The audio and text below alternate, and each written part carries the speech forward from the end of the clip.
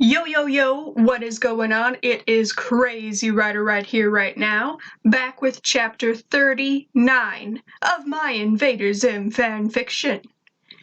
Yeah, not much to say here, so just make sure to sit back, relax, and enjoy it all right here, right now. Chapter 39. Ready? Ready. "Stupid dibhuman!" Zim shouted when we entered the house, his hand covering his eye. "Who does he think he is, striking Zim? He will pay!" "I sure not so bad." I sat Zim down on the couch and pulled his hand away from his eye. There was a purple bruise surrounding my mate's eye, and his contact was damaged. I rubbed my thumb across the bottom portion of the bruise. "Take out lens," I told him, and he did. His eye itself didn't seem damaged, but his lid was swelling up and covering partially. "Does hurt?" I asked him. "Hurt? Zim does not hurt," he responded, a bit offended that I would ask such a thing. "Besides, I can fix this in seconds." He pulled a jar of gel out of nowhere and was about to rub some gel on his eye when I put my paw on top of his to stop him. "No, I like it." I lowered his hands away from his face and smiled at him. "You like it?" Zim tilted his head in confusion. "Yes." I nodded and my face drew closer to his. "Make you look hot." "I look hot?" he repeated. "Well, all that dancing did make me a little warm." I laughed. "No, it's expression." "You and your expressions." He rolled his good eye. "What does this one mean?" "Mean you look attractive," I told him with a smirk. Zim reached his hand up and pulled my hair loose of its ties. He then brushed it out of my face and held my chin between his thumb and finger. "Well, Liz," he said with a smile, "I think that you look hot in that little blue dress of yours." "Really?" I blushed. "Absolutely." He pulled my face closer until we were kissing again. We never grew tired of this activity. I was always glad to come home and start kissing my mate. Now that school was out, we'd have a lot more time for this. He pulled me by my head so that I was laying on top of him on the couch. My paws rested on either side of his head after I removed his wig and he removed his other lens. He pulled my body down to his and embraced me. My paws cradled his head, and his arms clutched my torso. His tongue caressed the inside of my mouth, and I sucked on it the way he liked. I pulled my lips away from his and lifted his head so that I could kiss his wounded eye. Then I began kissing the base of one of his antennas while teasing the other with my fingers. He purred, and his fingers began digging into my shoulders. "Oh, Liz." His voice shook in my ear. Okay, can you imagine if scenes like this were really in the show? Like, can you imagine Richard Horvitz recording scenes like this? Ugh, I don't want to imagine it. My fingers massaged his antenna all the way to the tip. I rubbed the tip between my thumb and finger, feeling him purr throughout his entire body. He was mine. His body was under my control. I brought him unimaginable pleasure that he'd never felt before. Pleasure from his sweet spot. Then he returned the favor. He started kissing my sweet spot, my neck, and my collarbone. "Oh," I squeaked. Zim chuckled into my bare skin. "I love when you make those sounds, my beautiful mate."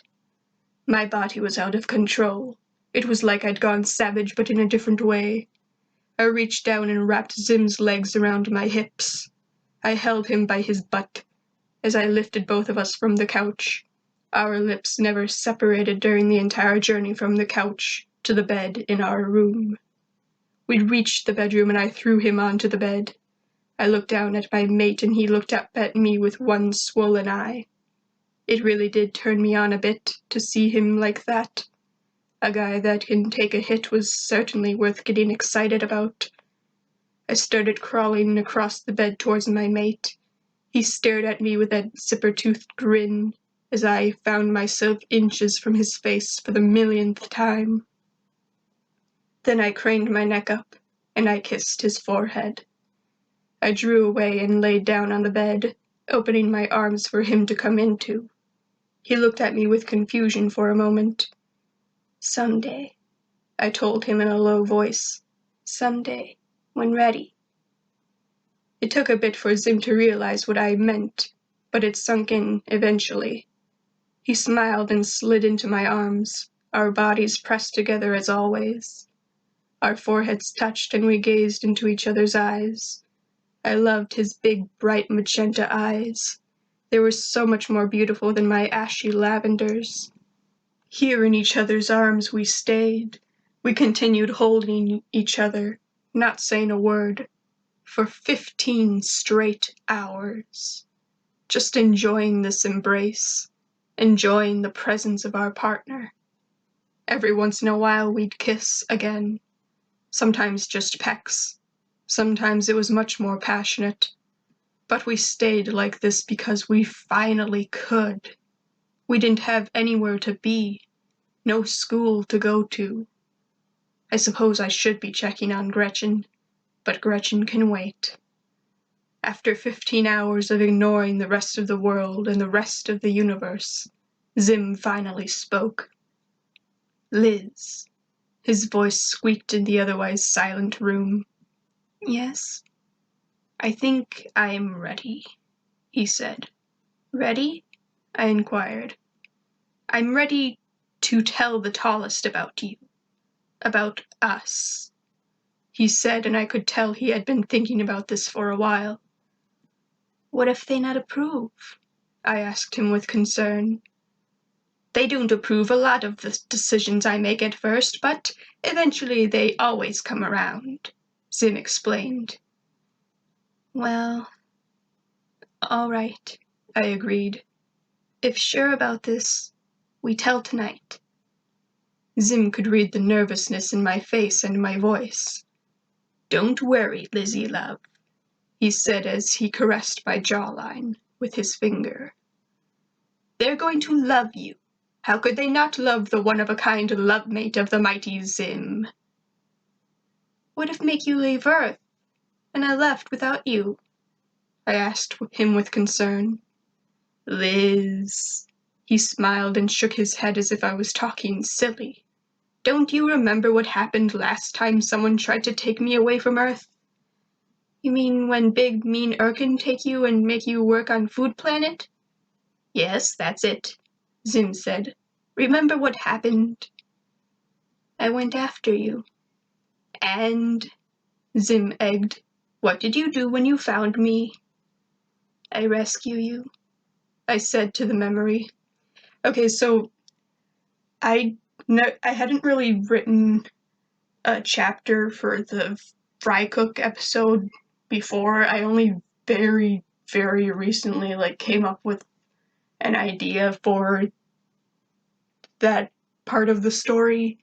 So I think because this chapter itself is already kind of a short one, I'll just give you an abridged version of the fry cook episode kind of at the end of this video. So stick around for that. I'll just explain it to you and you can find out what really happened with Liz there. Continuing. "Exactly," Zim barked. "You see, there is nothing in this great grand universe that can keep you and I apart. Not time, not space, not skin, not our old lives, and not our futures.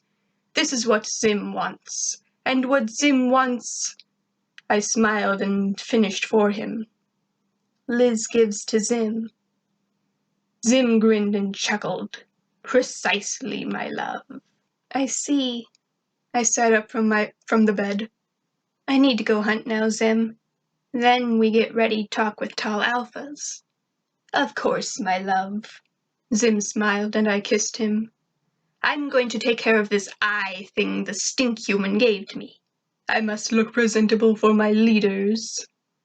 I grabbed my normal clothes and changed out of my dress well in the elevator. Yo, how rank must that dress be now? Because she was just laying there, not bathing or anything for 15 hours.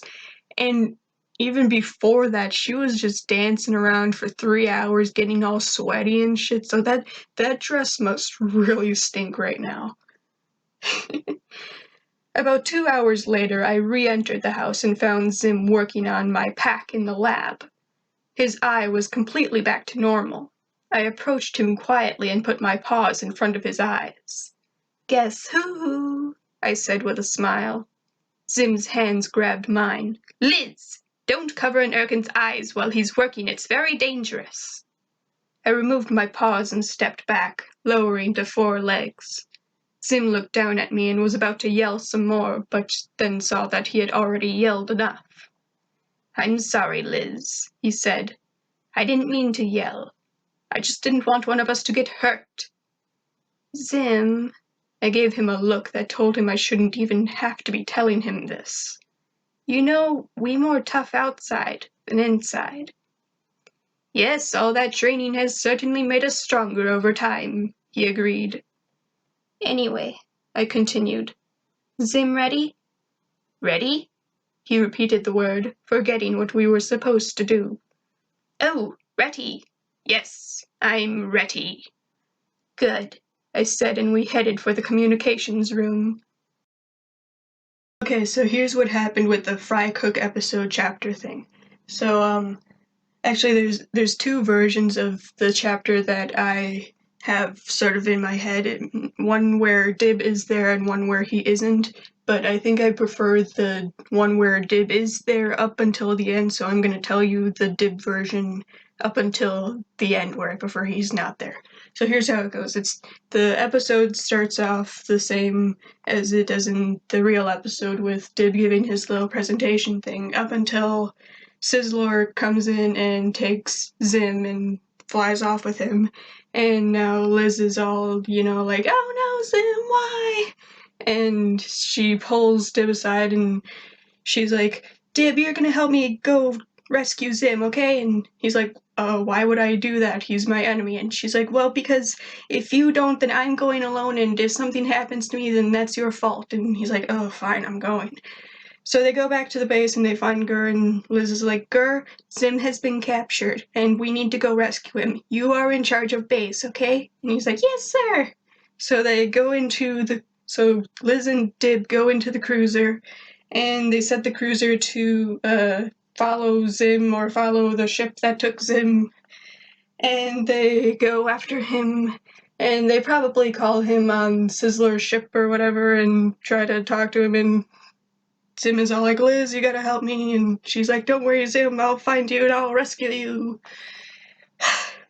And then they get cut off by Sizzler, and then, Zim lands on Food Courtia and he's there for a few days, and then Liz and Dib land on Food Courtia and they get lost and they wander around the planet for a few days until they wander into the restaurant that Zim and Sizzler are working at, and they find Zim doing his little Grease outfit dance thing, and they're like, "Oh, Zim, you're there," and he's like, "Liz, you've found me, you're gonna rescue me, yay," and they're all like, "Yay." But then Sizzler comes out and he's like, "What's going on here?" And Liz is like, "I demand you let Zim go. He come back with me." And he's like, "No, we're not gonna do that because he's my prisoner." And she's like, "Well, how about this? I challenge you to eat off. If I win, Zim come back with me." And Sizzler's like, "Okay, but what if I win?" And Liz is like, "Well, if you win, then Zim and I both stay and work for you." And Zim and Deb are both like, "No, Liz, why?" And she's like, "Zim, even if we lose, I still want us to be together, so this is what I'm agreeing to." And so they all agree. And then it cuts to Sizzler and Liz sitting across the booth from each other, and each of them have a big mountain of Vort dogs in front of them. And whoever finishes their mountain of Vort dogs first wins. And that's how it goes. And Sizzler is sitting and he's all confident and ready to eat, and Liz is on the other side and she's all shaking and grossed out and scared because even though she's not allergic to the Vort dogs remind her of the delicious weenie hot dogs, which she is allergic to, so she's still kind of grossed out by them. And Zim and Dib are both like, come on, Liz, you can do it, you gotta win for us. And then the eat-off begins, and they both start scarfing down their Vort dogs and eating, and people are cheering, and Zim and Dib are cheering for Liz, and blah, blah, blah, blah, blah. I have to remember to breathe during these things, I'm sorry. Okay, so then Sizzler finishes his mountain of Vort dogs, and Liz is sitting there all sick and grossed out and everything. And they're all like, no, Liz, why? And because they lost, and then this is the part where I preferred there's no Dib at all, so just there's no Dib at all. And so they're like, okay, we're gonna stay and work for you, but Sizzlord, can I first go out and send the Voot Cruiser back to Earth so that it's not, stuck here or whatever, and we don't try to escape on it? And he's like, fine, whatever, go do that, but you have 2 minutes. And so she goes out, and then a second later, the roof of the restaurant gets ripped off, and there's Liz in the Voot Cruiser, and she uses the Voot Cruiser to grab Zim, and they get the heck out of there, and bye-bye, that's it, that's the end, that's the whole episode chapter, woohoo! That's what happened.